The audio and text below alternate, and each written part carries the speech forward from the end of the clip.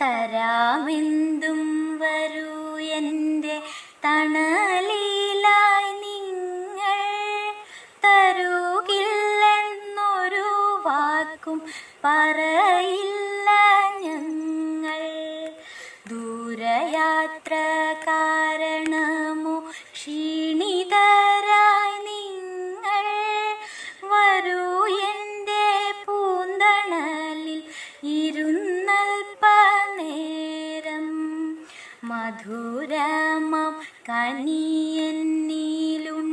വേണ്ടുവോളം, ആസ്വദിച്ചിട്ടാവോളം രുചിക്കുക നിങ്ങൾ. ഭംഗിയില്ലേ കാണുവാൻ